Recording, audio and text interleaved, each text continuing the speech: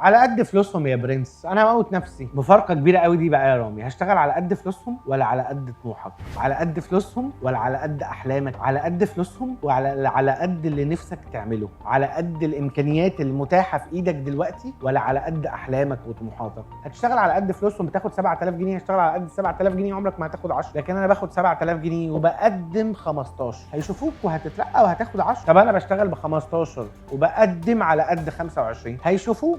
استحاله ما يشوفوكش، استحاله من رابع المستحيلات، لانك بتاخد 7 وبتقدم 15. كل الناس هتشوفك، اصحابك هتشوفك، اهلك هيشوفوك، الشغل هيشوفوك، الاوفيس بوي بتاع الشركه هيشوفك، كل الناس هتشوفك. فانت لما بتشتغل على قد فلوسهم انت مش بتشتغل على قد فلوسهم، انت بتشتغل على قد عقلك الضيق. عقلك انت اللي ضيق، مش فلوسهم هي قليله. عقلك انت اللي مش موديك في حته، عقلك انت اللي مصور لك انت ان انت اخرك ال 7000 جنيه، فعمرك ما هتاخد غير ال 7000 جنيه. زي الراجل كده اللي بيبقى قاعد قدام بتاع ريل استيت، بيبقى قاعد قدام حد يقول لك يا عم هو شكله ما يديش غير ان هو يشتري ب 2 مليون جنيه. طب خلاص انت الخسران. ما تعرض ب 15 مليون جنيه ويقول لك لا، ما تعرض ب 30 مليون جنيه ويقول لك لا، ولا هو انت سقفك المليون؟ هي نفس الفكره بتاع ان انا بشتغل من 9 ل 5. ما تشتغل من 9 ل 5 وراها، محدش قال لك اقعد، بس انت لو اشتغلت من 9 ل 5 وخلصت 5 وقعدت 6 و7 و8 و9 و10 و11 عشان انت اللي عندك اوبجكتيف، عشان انت اللي عندك احلام، عشان انت اللي في طموحك بكره وبعده حاجات عايز تروحها، هو ده البنزين، هو ده اللي هيوديك. مش فلوسهم هي اللي هتوديك، مش رؤيتهم ليك هي اللي هتوديك. على قد فلوسهم بقى ولا على قد طموحك؟ عايز اقول يا حالتها بس مكسوف والله، استحي. لو عجبك كلامي اكتب لي في الكومنتات تحت، هتلاقيني طلعت لك تاني كل يوم.